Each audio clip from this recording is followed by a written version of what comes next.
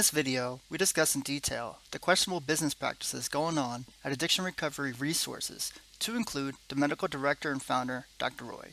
This is a drug rehab clinic located in Metter, Louisiana. Some of the highlights are conflict of interest, Stark Law violation, physician self-referral, operating a pill mill, operating a hospital in residential apartments, illegally extending a hospital, zoning fraud, code of ethics violations of a medical doctor, sex offenders, short-term rental violations, billing violations, and insurance fraud. Let's start by looking up Dr. Roy's medical license. In this video, we look under the hood and expose how this clinic is getting away with the white-collar crime. This clinic is a sham company, an exploding pill mill, committing insurance fraud, collusion, and corruption, costing taxpayers millions of dollars, and that money is going directly into the pocket of Dr. Roy. Why this clinic? Well, patients in this drug rehab clinic therapy are the perfect targets to be exploited. As soon as they enter the front door into this program, they are being taken advantage of. This is due to them being at one of the lowest point in their lives, in extremely poor health and a vulnerable mental state. What is going on at Addiction Recovery Resources is textbook definition of the perfect opportunity for someone to be taken advantage of. In the year 2009, this address was an empty lot. As of today, in 2020, this clinic has completely changed the dynamic of this neighborhood, absolutely destroying it.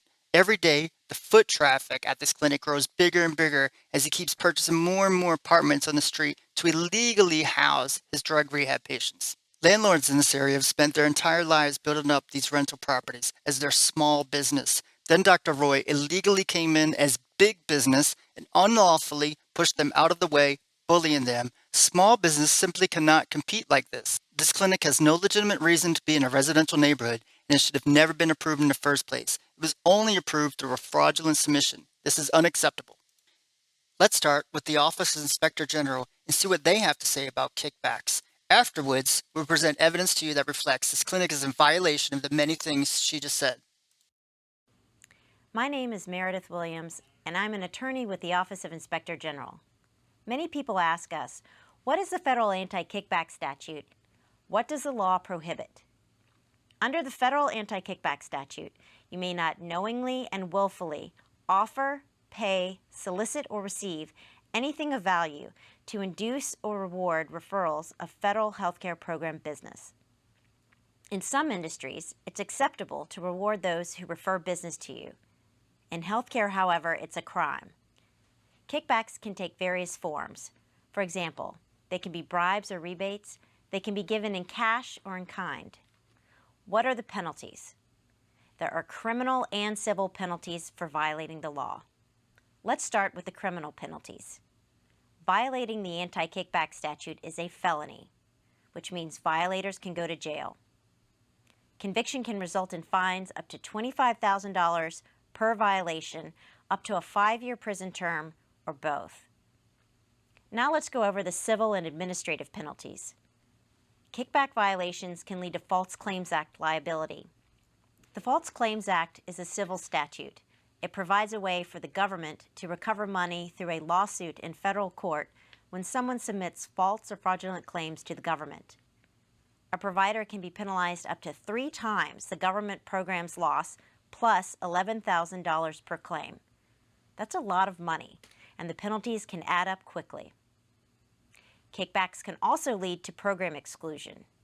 OIG may exclude violators of the kickback statute from participating in federal healthcare programs under our exclusion authorities. Lastly, kickbacks can lead to penalties under the Civil Monetary Penalties Law. Under the law, OIG may subject a party through administrative proceedings to a $50,000 civil monetary penalty per violation and an assessment of up to 3 times the total amount of the kickback payment, even if some part of the payment was for a legitimate purpose. The federal anti-kickback statute prohibits rewarding referrals or generating federal healthcare program business. This means that the law only applies to federal healthcare programs. These programs are defined in the law. 2 examples are Medicare and Medicaid. Therefore, a referral from anyone for items and services covered by Medicare or Medicaid would implicate the federal anti-kickback statute. what's often a common practice in other industries can be a crime when you're talking about the Medicare and Medicaid programs. Let's see what Wikipedia has to say about physician self-referral. Physician self-referral is a term describing the practice of a physician ordering tests on a patient that are performed by either the referring physician himself or a fellow faculty member from whom he received financial compensation in return for the referral. So this would be the case when Dr. Roy or a faculty member at the clinic refer a patient to stay at the residence for 30 days. The financial compensation would be ownership in real estate, since they own all the properties a residents stay at, which, by the way, insurance companies are paying for the rent. You might be asking, does this clinic accept Medicare or Medicaid? Yes. According to their website, they accept Medicaid. What are the kickbacks happening in this clinic? To see, let's look how this clinic is structured, and then you'll be able to see there are many layers with different names, but all under the same owner. To start off with, there's a company that oversees the clinic and is even advertised on their website. The name of the company is Biobehavioral Medicine Company, and they are the medical practice that oversees and directs all the treatments available at the clinic. Well, that sounds very transparent, independent, and promising, but let's look further. Who actually owns BBMC? Let's start off with a simple Google search and see what comes up. As you can see, BBMC lists their address with the same address as the clinic. I wonder why. That is a bit suspicious. Well, if we scroll down, we see Dr. Roy's name. It even lists his medical license being registered with BBMC and lists him as the medical director. So let's get this straight. He's the medical director of BBMC that oversees the clinic where he's also the medical director. Okay, so let's just double check this with the Secretary of State's website. BBMC comes up as an active company in good standing with the last report filed in February 2020. But why does it say BBMC Properties? Why properties? As in real estate? Why is it under Dr. Roy's name? You might be asking, why is this company structured like this? And what does it have to do with kickbacks? Well, let's talk about real estate. Since BBMC Properties was in Dr. Roy's name, this gave us reason to believe there is more. So we looked up every address on the street and we found more. Let us show you. From our research at a high level, this diagram shows properties Dr. Roy owns or has ownership association with where his residential patients stay on short-term basis. Before we elaborate on how we found this, let's talk about the Stark Law, specifically from the Office of Inspector General. Keeping in mind, the Stark Law applies to Medicare and Medicaid. Hello, my name is James Canati. I'm an attorney in the Office of Inspector General. I'm going to introduce you to the Physician Self-Referral Law, also called the Stark Law, which is administered by the Centers for Medicare and Medicaid Services and enforced in part by the OIG. So let's start by exploring why you might care about the Stark Law. Well, violations of the law lead to significant penalties. An entity that submits a claim to Medicare in violation of the Stark Law owes back the entire amount of the claim, even if the patient got the services and the services were medically necessary. Parties that knowingly submit or cause these claims to be filed are also subject to False Claims Act liability, civil monetary penalties, and program exclusions. For example, a physician paid the government $203,000 to settle allegations that he violated the Stark Law for routinely referring Medicare beneficiaries to an oxygen supply company that he owned. Okay, let's pause the video right there and reiterate what he just said. Routinely refer Medicare beneficiaries to a company that he owned. Okay, let's continue. What's the purpose of the Stark Law? The Stark Law is intended to prohibit improper referral relationships that can harm federal healthcare programs and program beneficiaries. Improper referral relationships can lead to overutilization, increased costs, and corruption of the medical decision-making process. The Stark Law accomplishes this purpose by prohibiting a physician from referring Medicare patients to certain entities with which the physician or an immediate family member has a prohibited financial relationship. Let's pause the video again and repeat what he just said. The physician or immediate family member has a financial relationship with the entity. Okay, let's continue. Now that you know about the purpose of the law, how do you figure out if you violated it? Fortunately, you can perform a fairly good Stark Law analysis by asking yourself three basic questions. Question number one, is there a referral from a physician for a designated health service? Generally speaking, a referral is a request by a physician for an item or service payable by Medicare or Medicaid. There are a number of designated health services, including hospital services and clinical laboratory services. You can find a list of all the designated health services in the Stark Law regulations. So if you don't have a referral from a physician for a designated health service, then you don't have a Stark Law problem. But if you have each of those elements, then you need to go on to question number 2, which is, does the physician or their immediate family member have a financial relationship with the entity providing the designated health service? Financial relationships include ownership and investment interests, as well as compensation arrangements. Okay, I know you heard what he just said, ownership and investment interests. We all know real estate is an investment interest. If you don't have these types of financial relationships, then the Stark Law is not implicated. If you do have a financial relationship, like a medical directorship, Did he just say medical directorship? or a lease with a hospital, Let's see what Wikipedia has to say about the Stark Law. The Stark Law is a set of United States federal laws that prohibit physician self-referral, specifically a referral by a physician of a Medicare or Medicaid patient to an entity for the provision of designated health services if the physician or an immediate family member has a financial relationship with that entity. Now that you know what the Stark Law is about, as promised, let's circle back around to elaborate on the specifics on the real estate ownership from the diagram we showed you earlier. Let's start off looking at the Secretary of State's business filings website for the clinic. It's in active status, with the last report filed in January 2020. Dr. Roy's name and address shows up on it. Interesting. Let's take this one step further and look at the Jefferson Parish tax collector website to see who actually owns the clinic. Dr. Roy's name comes up again. Now, I think we're onto something. It's about to get a lot more confusing very quickly, so pay attention. Now, let's look at some other properties. 2601 Transcontinental. This one is right next to the clinic. It comes up as BBMC Properties. Sounds familiar? It should. We saw this earlier. It's under Dr. Roy's name. And for the next one, 2605 Transcontinental. No surprise, also under BBMC Properties. Let's not forget to pay attention to the mailing address on these. They all point right back to 4933 Wabash Street, which is the clinic. For the next one, we look at the Jefferson Parish Assessor's website, 4824 Wabash. This one comes up under a company name of Wabash Trust. That's new. I wonder who owns that company. For us to find out, we look at the Secretary of State Business File website. The company is active with the last filed report in January 2020.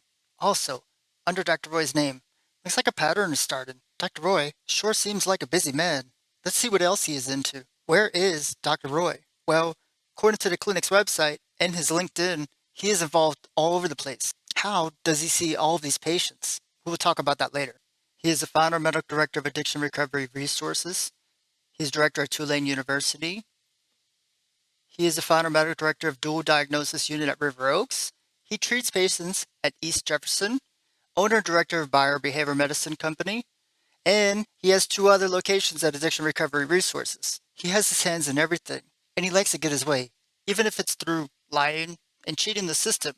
For us to find out, we need to go way back, all the way back until 2010. Here, we look at the original request from Dr. Roy to the zoning board to change the zoning of his empty lot from a residential zone to a hospital zone. Wabash Trust, LLC, look familiar? He lied.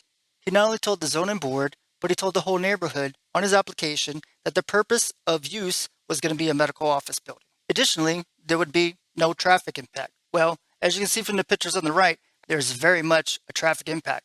No traffic impact means no traffic impact. He knew what he was doing from the very beginning, and if he would have put it was going to be a drug rehab clinic on the paperwork, they would have given the opportunity for the neighborhood to protest. This slide has a lot of information on it. You may want to pause the video to read all of it.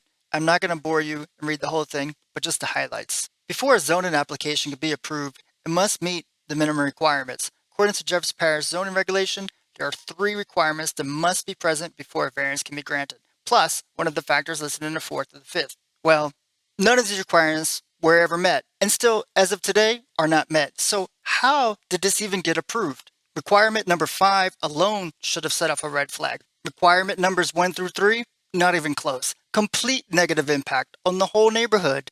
Look at the right part of the slide. Landlords are losing thousands of dollars a year due to Dr. Roy's fraudulent submission. Tenants do not want to rent near a drug rehab clinic. Vacancies go longer than expected, 3 to 4 months. Landlords had to lower rent below the market value. So who made out here? Big business or small business? The zoning application alone should have been questioned. Look at it. It is blatantly stating that he is operating a hospital and residential apartments. 4836 and 4824 Wabash are in residential zones. The clinic is in a hospital zone, so clearly, if a hospital is using other facilities to house patients, they're under watch 24/7, as they do with this clinic. That, by definition, is an extension of a hospital. And as such, those extensions should have been zoned as the same to reflect the hospital. But they are not. Their zone is residential. So the clinic is technically operating a hospital and residential apartments. Okay, let's move on from the application and look at some other public records. This slide shows public records from Louisiana Department of Health Office of Public Health.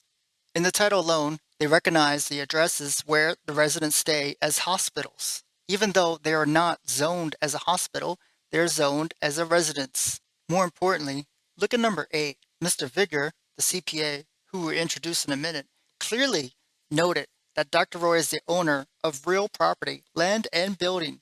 Does this remind you of anything on what the Office of Inspector General said? They also recognize the resident addresses as retail food establishments. I'm not even sure what to think about this. And lastly, they recognize these apartments as having 20 beds. These are fourplexes. They're not made to house 20 people. As promised, let us introduce you to the person making all the shots, the CEO, who, by the way, has no medical license, certifications, or anything, just a CPA of this whole orchestration.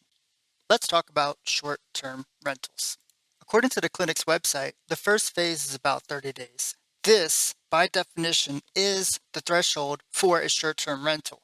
Not only that, let's look at what the regulation is in Jefferson Parish. Jefferson Parish has banned short-term rentals, and it is specifically forbidden within 300 feet of a residential zone. Well, this is a residential zone, but just in a rare case they meant maybe a single-family residential zone. The closest single-family residential zone is 120 feet away, clearly way less than 300 feet. In the rare case, the Jefferson Parish Geoportal is wrong. Let's double-check what Google Maps has to say. Still, 120 feet. How is it that this clinic can get away with so many violations? Or maybe no one caught on yet. What is the violation for a short-term rental anyway? In the rare case somebody found out. The short-term rental violation is $500 a day per violation. Let's add that up. If the case was they were getting fined all the way back from day one, that is $16 million. That is a lot of money. Let's talk about sex offenders real quick. We all know sex offenders have to register with the neighborhood. In the past 10 years, there's not been any sex offenders from the clinic who have registered with the neighborhood. This is hard to believe, being the case with the high turnover of people every 30 days. There are 298 offenders in this area, and 12 of them in the very close neighborhood of the clinic. But in the past 10 years, with 40 plus people changing over every 30 days, most of them having a criminal offense, none of them have been a sex offender. Is this even being checked from the clinic? Through public records requests, we found another interesting license. This one is under the name of Avenues Recovery Center of New Orleans, with the same address as one of the residential houses. It is very hard to keep up with how many companies this clinic has through this neighborhood. You guessed it, this company maps right back to Dr. Roy, with the address being at the clinic. And again, Louisiana Department of Health recognizes the clinic as a hospital, but operating in a residential zone. Not only that, we see they're allowed 20 beds again. More importantly, why is it that the parish councilwoman can say the property that you own as a home owner is zone residential for residential use? And what I believe is that the people who are engaged in this activity took their residential property and turned it into a commercial enterprise. But this is still allowed to go on? In 2017, Dr. Roy took it upon himself to remove the fence that separates 3 different properties with 2 different zoning requirements, illegally extending his property into more residential zones. In Jefferson Parish, to put a fence up or to take it down, you need a permit, but he chose to ignore this, like many of the other things he does. Months after the fence was illegally taken down, an appeal decision letter was sent out to the neighborhood for them to protest to keep the fence up. The neighborhood submitted their protest to put the fence back up, but none of their voices were ever heard. What is interesting in this form is that it gives more weight that Dr. Roy is heavily involved with the real estate of this enterprise. If you look closely, you can also see another fence Dr. Roy removed, parallel with the interstate. He removed this to extend his property line. This is Jefferson Parish fence and Jefferson Parish property, but he removed it without permission. We know because we checked. But why would he do this? Well, he needed more parking space. Didn't he sign his signature on the application as a trusted doctor that there would be no traffic impact? If there was no traffic impact, why would you need more parking space? Where are all these patients even coming from? There's reason to believe many of the patients that enroll into the clinic were previously arrested for drugs. They enter into mandatory rehab in order to receive a reduced sentence. This is a win-win and easy money for Dr. Roy and the clinic because they get free patients from the government who have no choice but to enroll themselves. Because of this, Dr. Roy's clinic has indirectly turned the whole neighborhood and community to residents who have unfavorable background with criminal records. This is reflected in a recent ongoing spike in crime along the street. The clinic has negatively damaged the neighborhood's health and safety, prosperity, and welfare. Dr. Roy's clinic has illegally overstepped their boundary and welcome, deteriorating the quality of life in this neighborhood, causing demonstrable hardship. All of the above, there is strong reason to suspect there is a lot more going on that we cannot see from the outside. We're talking about money and billing. The following should be questioned. Again, for this slide, you may want to pause and read. We'll quickly go over the highlights. Unnecessary services. Is the clinic knowingly providing patients with unnecessary services solely for the purpose of generating insurance payments? Recommending people stay in the residential treatment program so they can generate income and get home ownership from insurance money? For the next one, excessive overutilization of services. What does that exactly mean? That means there are more services being provided than are medically necessary. Why would someone want to do this? They would do it when they have financial interest in providing services and is beneficial to them. How do we know excessive services are being provided at the clinic? Well, every 5 minutes, there's a car pulling in or out of the clinic. And groups of people, yes, groups of people walking in droves to and from the clinic from down the street, non-stop all day long. Where are they coming from? They're coming from the residents where they illegally stay in on a short-term basis. By the way, the same residents that Dr. Roy owns, which we already covered. As you can see, most of the foot and car traffic on this street is directly from the clinic. I encourage you to check for yourself. Simply park near the clinic for 10 minutes, and I promise that you will lose track on counting how many people you saw walk in and out of the clinic. How is it humanly possible for a doctor to see all of these patients, or maybe is not seeing all these patients? But according to the clinic's website, he's the only doctor at the clinic. So if it is not seeing all of these patients, wouldn't that be false advertising? And again, who is overseeing all of this? Well, we already showed you, the other company Dr. Roy owns. As you can see, there's zero transparency and oversight, no independence at all. So again, it is very clear it is in their financial interest to bill insurance companies for additional services that may not be medically necessary, to specifically include staying at their residences so they can bill insurance companies for room and board and in turn pay for real estate ownership. Is this starting to remind you of anything of what the Office of Inspector General said from the beginning of this video? Again, this is textbook definition of Stark law and kickback violations, being thrown left and right all over the field. And by the way, what is he billing insurance companies for room and board? Is it the market value? As big business and no oversight, I'm sure whatever he is billing insurance companies for monthly rent is going to be a lot more than what the small businesses, the landlords on the street, are charging for monthly rent. And as we mentioned, already had to lower their rent below the market value because they got bullied and pushed out of the way by the clinic who has no right to be in this neighborhood. Number 3, unbundling. How are the stages of procedures being billed? The clinic has it in their best interest to separate each procedure so the bill to the insurance companies can be higher. Is this happening? For residents on a 30-day program, is that being billed as one lump sum, which would be cheaper and more beneficial to the insurance companies? Or is it being billed as separate procedures? Number 4, waiving of deductibles and or co-payments. How is it that this drug rehab facility went from a daily basis of having only 5 cars in the parking lot to over 40 plus cars in just a few years? How is it all of a sudden everyone is able to afford this treatment, which is a very expensive treatment, by the way? We believe the clinic is doing this through submitting false claims or overbilling to insurance companies to make up for the dollar difference of waiving deductibles and or co-payments that, according to the healthcare plan, a patient must pay. Number 5, misrepresentation provider of service. Because Dr. Roy is never on site or to be found, is he billing insurance companies for a service provided by a nurse or other provider as a doctor for more money? Is he going into the office once a week to sign claims, never seeing patients? Because insurance companies do pay more when a medical doctor signs a claim. Are transactions being fabricated? Are lesser educated healthcare professionals conducting therapy? What about their training, certifications, and license? Number 6, substitution of generic drugs is the clinic billing insurance companies to include Medicaid for the costs of a name brand prescription when in fact a generic substitute was used. This is illegal, especially for Medicaid. Number 7. Billing for non-covered service as a covered service. There is reason to believe that the clinic is conducting treatments that are considered experimental and therefore not approved by the government, healthcare plans, or other insurance companies. Is the clinic submitting claim forms and still getting paid for utilizing experimental treatment? This can be accomplished through calling and coding as something else that is covered by the insurance plans and policies. The residential patients hang out all day and night in the back patio area that was illegally created by combining 3 of his properties together from illegally removing the fence, as we discussed earlier. Are these patients being billed under group therapy while being unsupervised? Number 8, misrepresenting dates of service. Being mostly a residential inpatient drug rehab program, there's a lot of room for misrepresenting the timelines and dates of services rendered. For the patients enrolled in the 30-day program, there's a lot of room to bill a one-day visit as a multiple-day visit for more money.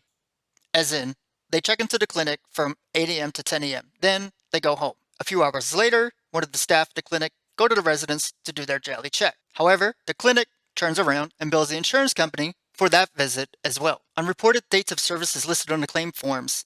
Is there documented evidence that patients were actually at the facility on those dates, or were they at the residence? This would fall under billing for services not rendered. Number 9, incorrect reporting of diagnosis or procedures. Is the clinic billing insurance companies for more expensive services, such as residential room and board, than the one diagnosed? Not every patient needs to be enrolled in his inpatient residential program, but it is in their financial interest to do so. This could also be referred to as a kickback, money, or gifts for referring patients for services such as residential program that are not necessary. Upcoding. Because of the conflict of interest in real estate ownership where his residential patients stay for room and board, is the clinic inflating the patient's diagnosis code? Number 10, misrepresenting the location of service. Per Jefferson Parish Zoning Department, 4933 Wabash Street, which is his office, is actually zoned as a hospital. This could be confusing. Due to this, are office visits versus a hospital visit being billed to insurance companies for higher payments? And how does billing work for all these different locations at the residences? Number 11, Stark Law. So we already discussed this a lot, but just to reiterate it, since it is very important. As you can clearly see by now, referrals will not be determined by the medical needs of the patient, but by Dr. Roy's financial interest. Number 12, additional evidence. We ask, how does billing work when the clinic is performing medical services in a residential apartment and not the hospital where the clinic is? When billing insurance companies for services rendered at the residential apartments, which again are not hospitals, are those bills being inflated as if those services were being performed at the hospital, which of course would mean it could be billed at a much higher rate? Do the insurance company policies even allow for medical service to be performed at other addresses than the hospital? To conclude, billing federal and private healthcare programs for medically unnecessary rehab services not only undermines the viability of those programs, it exploits our most vulnerable citizens. We believe Dr. Roy is utilizing fraudulent practices to not only put his own financial self-interest over the duty of his patients in order to boost his profits at the expense of taxpayer dollars, and he needs to be held accountable. It is imperative that providers make healthcare decisions based upon a patient's need for service rather than a self-serving desire to maximize financial profits. The submission of claims for unreasonable, unnecessary, or unskilled rehab services is improper and unacceptable. The public expects that proper services will be provided and that taxpayer dollars will not be wasted.